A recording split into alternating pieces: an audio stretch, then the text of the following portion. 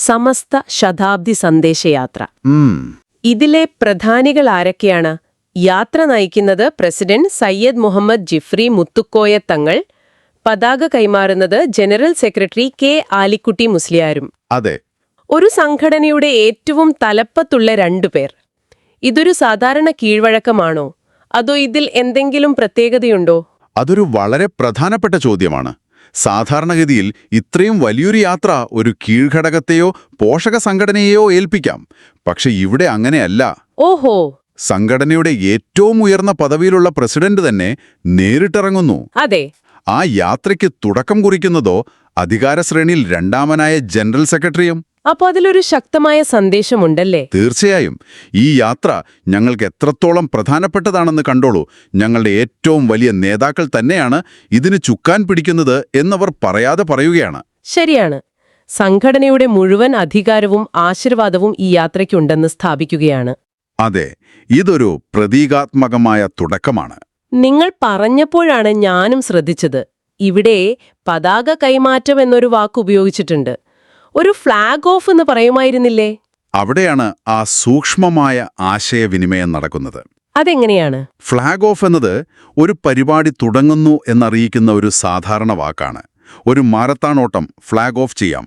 ശരിയാണ്. പക്ഷേ കൈമാറ്റം എന്ന് പറയുമ്പോൾ അതിനൊരു ഉത്തരവാദിത്തം കൈമാറുന്നതിന്റെ ഗൗരവം വരുന്നുണ്ട്. അതൊരു നല്ല പോയിന്റാണ്. ഒരു ദൗത്യം കൈമാറുന്നത് പോലെ. ഇവിടെ ജനറൽ സെക്രട്ടറി പ്രസിഡന്റിന് പതാക കൈമാറുമ്പോൾ അത് സംഘടനയുടെ ആശയം ഒരു ദൗത്യമായി ഏറ്റെടുത്ത് യാത്ര തുടങ്ങാനുള്ള ഒരു ഔദ്യോഗിക അനുമതി പോലെയാണ്. അതിനൊരു പവിത്രതയുണ്ട്. അപ്പോ വെറുമൊരു തുടക്കമല്ല, ഒരു ദൗത്യം ഏറ്റെടുക്കലാണ് അവിടെ നടക്കുന്നത്. കൊള്ളാം. ഇനി ഈ രണ്ട് നേതാക്കൾ മാത്രമല്ലല്ലോ ഇതിലുള്ളത്. അല്ല. വാർത്തയിൽ പറയുന്നുണ്ട് കേന്ദ്ര മുഷാവറ അംഗങ്ങൾ, പോഷക സംഘടനാ ഭാരവാഹികൾ എന്നിവരും പങ്കെടുക്കുമെന്ന്. എന്നാണ് ഈ കേന്ദ്ര മുഷാവറ? കേന്ദ്ര മുഷാവറ എന്നത് സമസ്തയുടെ ഏറ്റവും ഉയർന്ന കൂടിയാലോചന സമിതിയാണ്. ഓക്കെ. ലളിതമായി പറഞ്ഞാൽ സംഘടനയുടെ തലച്ചോറ്. നയപരമായ തീരുമാനങ്ങൾ എടുക്കുന്ന ഏറ്റവും പ്രധാനപ്പെട്ട പണ്ഡിതന്മാർ അടങ്ങുന്ന സമിതി. അപ്പോ അതിന്റെ അർത്ഥം പ്രസിഡന്റും ജനറൽ സെക്രട്ടറിയും മാത്രമല്ല, സംഘടനയുടെ മുഴുവൻ തിങ്ക് ടാങ്കും ഈ യാത്രയുടെ പിന്നിലുണ്ട്. കൃത്യമായി. അതോടൊപ്പം പോഷക സംഘടനാ ഭാരവാഹികളും എന്ന് പറയുന്നു. യുവജന വിഭാഗം, വിദ്യാർത്ഥി വിഭാഗം, അങ്ങനെയുള്ളവർ. അതെ. സംഘടനയുടെ കൈകാലുകളായി പ്രവർത്തിക്കുന്ന താഴെത്തട്ടിലുള്ള എല്ലാ സംവിധാനങ്ങളെയും അവർ ഇതിൽ അണിനിർത്തുന്നു. അതായത് തലച്ചോറും കൈകാലുകളും. ഏറ്റവും മുകളിലുള്ള നേതാക്കൾ മുതൽ താഴെത്തട്ടിലുള്ള പ്രവർത്തകർ വരെ ഒറ്റക്കെട്ടായി ഈ പരിപാടിയിലുണ്ട്. ഇതൊരു സമ്പൂർണ്ണ സംഘടനാ ശക്തി പ്രകടനം തന്നെയാണ്. മുകളിൽ നിന്ന് താഴെ വരെ ഒരേ മനസ്സോടെയാണ് ഞങ്ങൾ ഈ ദൗത്യം ഏറ്റെടുക്കുന്നത് എന്നതിന്റെ വ്യക്തമായൊരു പ്രഖ്യാപനമാണത്. ഇത്രയും വലിയൊരു സംവിധാനം ഒന്നടങ്കം ഇറങ്ങുമ്പോൾ അവർ എവിടെ നിന്ന് എപ്പോൾ തുടങ്ങുന്നു എന്നതും പ്രധാനമാണല്ലോ. തീർച്ചയായും. വാർത്തയിൽ കൃത്യമായ വിവരങ്ങളുണ്ട്. പതാക കൈമാറ്റം ഇന്ന് ഡിസംബർ 18 വൈകുന്നേരം 4 മണിക്ക് തിരൂർക്കാട് വെച്ച്. നമ്മൾ സംസാരിക്കുമ്പോൾ ഒരുപക്ഷെ അതിന്റെ ഒരുക്കങ്ങൾ പൂർത്തിയായിട്ടുണ്ടാകും. സാധ്യതയുണ്ട്. പക്ഷെ എന്നെ കൂടുതൽ ആകർഷിച്ചത് യാത്ര തുടങ്ങുന്ന സ്ഥലമാണ്. നാളെ ഡിസംബർ 19 കന്യാകുമാരിയിൽ നിന്ന്. അതെ, അത് കേരളത്തിന് പുറത്താണ്. എന്തുകൊണ്ടാണ് അവർ കാസർഗോഡോ തിരുവനന്തപുരമോ തെരഞ്ഞെടുക്കാതെ ഇന്ത്യയുടെ തന്നെ തെക്കേ അറ്റത്തേക്ക് പോയത്? അതൊരു മികച്ച നിരീക്ഷണമാണ്. ഒരു യാത്രയുടെ തുടക്കസ്ഥാനം അതിന്റെ ലക്ഷ്യത്തെയും വ്യാപ്തിയും കുറിച്ച് ഒരുപാട് കാര്യങ്ങൾ പറയും. കേരളത്തിനകത്തുള്ളൊരു യാത്രയാണെങ്കിൽ കാസർഗോഡ് നിന്നോ തിരുവനന്തപുരത്ത് നിന്നോ തുടങ്ങാം. പക്ഷെ കന്യാകുമാരി തിരഞ്ഞെടുക്കുന്നതിലൂടെ അവർ ഈ യാത്രയുടെ ക്യാൻവാസ് കേരളത്തിൽ നിന്ന് ഇന്ത്യ എന്ന ഉപഭൂഖണ്ഡത്തിലേക്ക് വലുതാക്കുകയാണ്. ശരിയാണ്. ഞങ്ങളുടെ സന്ദേശം കേരളത്തിന് മാത്രമുള്ളതല്ല എന്നൊരു ധ്വനി അതിലുണ്ട്. അതെ. ഒരു ദേശീയ ശ്രദ്ധ ആകർഷിക്കാനും തങ്ങളുടെ പ്രവർത്തനമണ്ഡലം വിശാലമാണ് എന്ന് കാണിക്കാനുമുള്ള ഒരു തന്ത്രപരമായ നീക്കമാണത്. അതോടൊപ്പം ഈ തീയതികളും ശ്രദ്ധേയമാണ്. ഇന്നലെ പതാക കൈമാറ്റം, ഇന്ന് യാത്ര തുടങ്ങുന്നു. ഇടയ്ക്ക് ഒട്ടും സമയമില്ല, ഒരു ഗ്യാപ്പും ഇല്ല. ഇതൊരു തിരക്കിട്ടുള്ള പ്ലാനിംഗ് ആണോ, അതോ ബോധപൂർവമുള്ള ഒരു തന്ത്രമാണോ? ഇത് വളരെ ബോധപൂർവമുള്ള ഒന്നാണ്. ഇതിനെ മൊമെന്റം ബിൽഡിംഗ് എന്ന് പറയാം. ആവേശമുണ്ടാക്കിയെടുക്കുക. അതെ. ഇന്നത്തെ പതാക കൈമാറ്റ ചടങ്ങിന്റെ വാർത്തകളും ചിത്രങ്ങളും നാളെ മാധ്യമങ്ങളിൽ നിറയും. ആ ചൂട് 6 മുൻപേ അടുത്ത വലിയ ഇവന്റ്, യാത്രയുടെ തുടക്കം. അതെ, കന്യാകുമാരിയിൽ നിന്ന്. അപ്പോൾ മാധ്യമശ്രദ്ധ തുടർച്ചയായി ഈ പരിപാടിയിൽ തന്നെ നിൽക്കും. പ്രവർത്തകർക്കിടയിലും ആവേശം കെടാതെ സൂക്ഷിക്കാൻ ഇത് സഹായിക്കും. ശരിയാണ്. ഒന്നിനു പുറകെ ഒന്നായി കാര്യങ്ങൾ നടക്കുമ്പോൾ ഒരു ഒഴുക്ക് കിട്ടും. കിട്ടും. അപ്പോൾ സ്ഥലവും സമയവും വരെ ഇത്ര കൃത്യമായി പ്ലാൻ ചെയ്തിട്ടുണ്ടെങ്കിൽ ഈ യാത്രയുടെ ഉള്ളടക്കം അതിലും ഗംഭീരമായിരിക്കും. വെറുതെ കുറച്ച് നേതാക്കൾ പ്രസംഗിച്ച് പിരിഞ്ഞു പോവുകയാണോ? അവിടെയാണ് ഈ വാർത്തയിലെ ഏറ്റവും കൗതുകകരമായ ഭാഗം. ഇതൊരിക്കലും ഒരു സാധാരണ പ്രസംഗ പരിപാടിയല്ല. വാർത്തയനുസരിച്ച് ഓരോ സ്വീകരണ സമ്മേളനവും 3.5 മണിക്കൂർ നീണ്ടുനിൽക്കും. 3.5 മണിക്കൂറോ? വെറും പ്രസംഗം കേട്ട് അത്ര നേരം ആരെങ്കിലും ഇരിക്കുമോ? എന്താണ് അവരുടെ പ്ലാൻ? അവിടെയാണ് അവരുടെ ആശയവിനിമയത്തിലെ വൈദഗ്ധ്യം കാണാൻ കഴിയുന്നത്. 3.5 മണിക്കൂറിനെ അവർ 3ആയി വിഭജിച്ചിരിക്കുന്നു. ഓക്കെ. 1. സമസ്തയുടെ ചരിത്രം പറയുന്ന ഖിസ്സാപ്പാട്ട്. 2. ഒരു ഡോക്യുമെന്ററി പ്രദർശനം.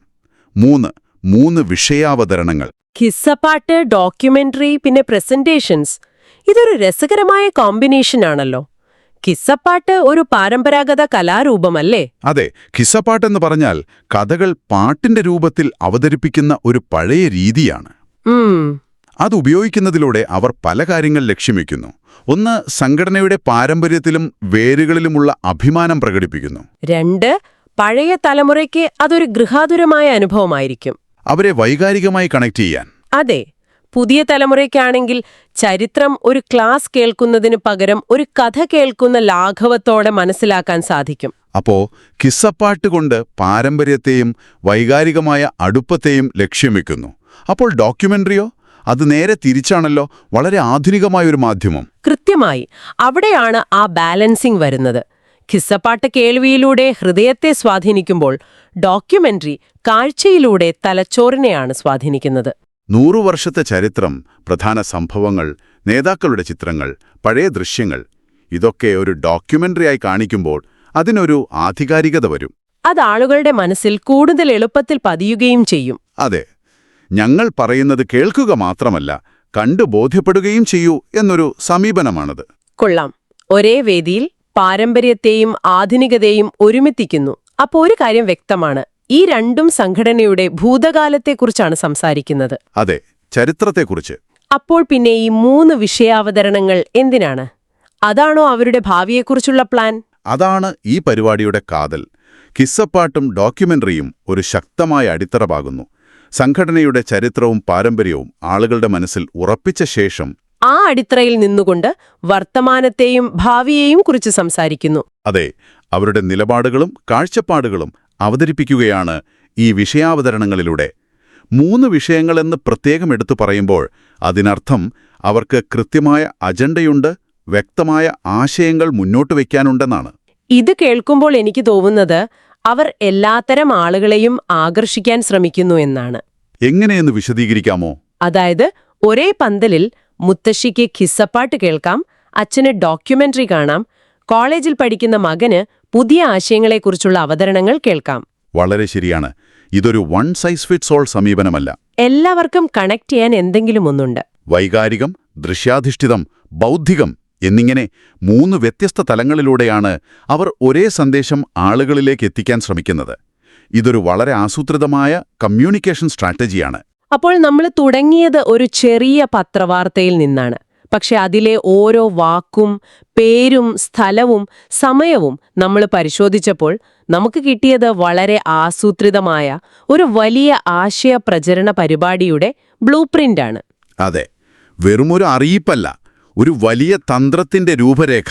സംഘടനയുടെ ഏറ്റവും ഉന്നത നേതൃത്വം നേരിട്ട് നയിക്കുന്ന, ഇന്ത്യയുടെ തെക്കേ അറ്റത്തുനിന്ന് ആരംഭിക്കുന്ന, കലയും സാങ്കേതിക വിദ്യയും സമന്വയിപ്പിക്കുന്ന ഒരു വമ്പൻ പരിപാടി. ആ വാർത്തയിലെ വാചകം ഒന്നുകൂടി ഓർക്കാം. സമസ്തയുടെ സന്ദേശം ഉയർത്തിപ്പിടിച്ചു നടത്തുന്ന സന്ദേശയാത്ര. ആ ഒരൊറ്റ വാചകത്തിലെല്ലാമുണ്ട്. ഇതിൽ നിന്ന് ഒരു കാര്യം വ്യക്തമാണ്. ഒരു സംഘടനയുടെ 100ാം വാർഷികം എന്നത് അവർക്ക് വെറും ഒരു കേക്ക് മുറിക്കൽ ചടങ്ങല്ല. അല്ല, അതിലും അപ്പുറം. മറിച്ച് തങ്ങളുടെ ഒരു 100 ആണ്ട് നീണ്ട പ്രസക്തിയെ സമൂഹത്തിൽ വീണ്ടും അടയാളപ്പെടുത്താനും ആശയങ്ങളെ ഊട്ടിയുറപ്പിക്കാനും ഭാവിയിലേക്കുള്ള ദിശാബോധം നൽകാനുമുള്ള ഒരു വലിയ അവസരമായിട്ടാണ് അവരിതിനെ കാണുന്നത്. തീർച്ചയായും. ഭൂതകാലത്തിലെ നേട്ടങ്ങൾ ഓർമ്മിപ്പിക്കുന്നതിനോടൊപ്പം ഭാവിയിലേക്കുള്ള തങ്ങളുടെ വഴി ഇതാണ് എന്ന് പ്രഖ്യാപിക്കാനുള്ള ഒരു വേദി കൂടിയാണിത്. നമ്മൾ ഈ ചർച്ചയിൽ ഈ യാത്രയുടെ എന്ത്, ആര്, എവിടെ, എപ്പോൾ, എങ്ങനെ എന്നീ ചോദ്യങ്ങൾക്കെല്ലാം ഒരുവിധം ഉത്തരം കണ്ടെത്തി. അതെ,